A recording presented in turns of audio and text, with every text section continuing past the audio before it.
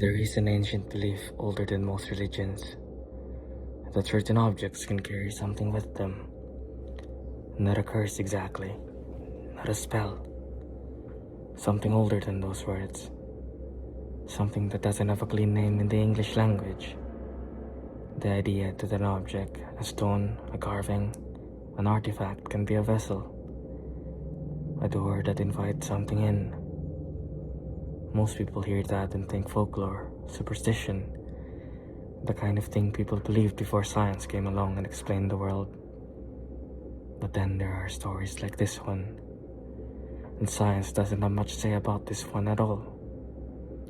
It starts with two boys, a garden, and something buried in the dirt that should have stayed buried.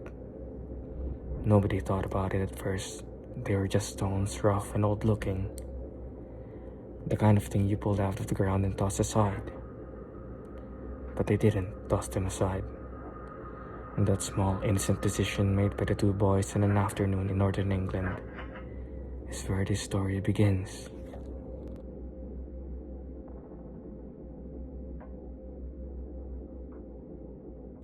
February 1971, Hexham, a cold, quiet town in north of England close to Hadrian's Wall, the ancient Roman fort that once marked the very edge of the known world. A boy named Colin Robson is digging in the back garden of his family home in Reed Avenue. He's not looking for anything, just digging the way kids do. His spade hits something hard. He reaches into the dirt and pulls out a small stone head, roughly carved, about the size of a tennis ball, heavy for its size. A strange expression that is difficult to describe as anything other than ancient. He calls his brother Leslie over. Leslie digs out a little further, finds another one. The two heads are different from each other. One appears more masculine, rough, with a lined face. The other appears almost feminine, rounder, smoother, but the same hollow expression. The boys bring them inside and show their parents. The family, the Robsons, are not alarmed. They're curious. They clean the heads up and put them on a shelf. That night, things unravel. It starts small the way things always do. Objects in Robson's home begin moving on their own. Small things at first. Keys not where they were left. A glass on a different side of the table. A chair slightly out of place. The family notices but doesn't panic. Houses settle. People misplace things. There are explanations. Then one of the daughters wake up in the night to find something she cannot explain. She opens her eyes in the darkness of her bedroom and sees, on the floor beside her bed, a pile of pebbles, small stones carefully arranged, sitting there in the dark. Nobody in the family had put them there. She screams. The family rushes in. The stones are real, solid. They're in the room with her. They have no explanation. But this, all of this, is only the beginning. Because the real terror doesn't start with the Robson family. It starts next door. The house next to the Robsons on Reed Avenue was home to the Dodd family. Ellen Dodd and her daughter were ordinary people living in a quiet English town.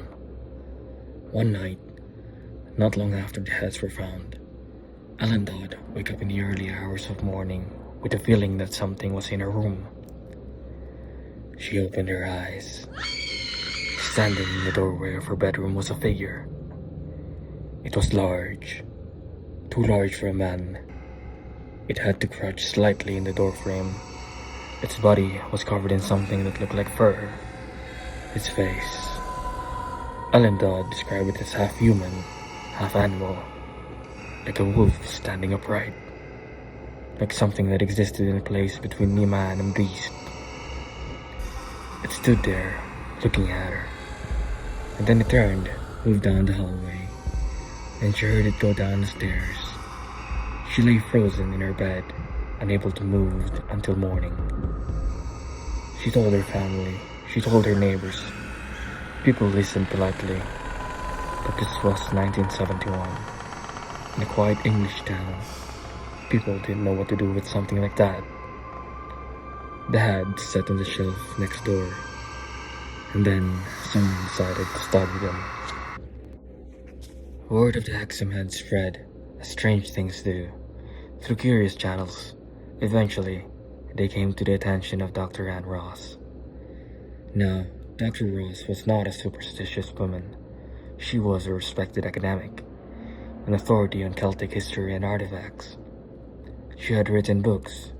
She had spent her career studying the ancient cultures of Britain with rigor and discipline. She examined the heads and believed they might be genuine Celtic artifacts, possibly 2,000 years old, carved by people who lived near the Hadrian's Wall in the ancient world. This was significant. This was a potential archaeological discovery. She took the heads home to study them properly. Her home was in Southampton, hundreds of miles from Hexham. The heads traveled with her. Whatever was attached to them traveled too. Dr. Ross was asleep in her home when she woke suddenly in the early hours of the morning. She said later that she woke with absolute certainty that something was wrong, the way you sometimes wake from a nightmare, heart-hammering, certain that the danger is real. She opened her eyes. At the foot of her bed stood a figure. It was massive, over 6 feet tall, dark, covered in what she described as fur, thick dark fur. Its upper body was that of a wolf, but stood on 2 legs, upright like a man. She described a feeling of absolute, total coldness. Coldness that came from looking at something that should not exist. The creature turned from her bed and moved out of the room. She heard it go along the hallway. She heard it reach the top of the stairs. And then she heard it jump. Not walk down, jump. From the top of the stairs to the bottom. Single heavy impact. And then silence. Dr. Rose, a trained academic, a rational woman, a person who had spent her career dealing in facts, got out of bed, walked to the top of the stairs and looked down. Nothing was there, but she had heard it. She was certain what she had heard. She told herself it was a dream. She was a scientist. And then, her daughter saw it. Dr. Ross' teenage daughter came home one afternoon to an empty house. She went inside and immediately felt wrong. The way the air in the room feels wrong when something has changed in it and you can't find the reason why. She walked along the hallway, and on the stairs, coming down toward her was the figure. The same creature her mother had seen, half wolf, half man, moving down the stairs in plain sight. Her daughter ran. She got out of the house and didn't stop running until she reached a neighbor.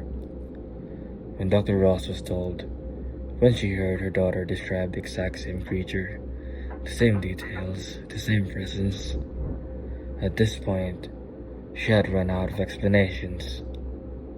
She removed the heads from her home immediately. The stones passed through several more hands after that. Every person who held them reported something. Unease, nightmares, objects moving, sounds in the night. Details varied, but the feeling was consistent.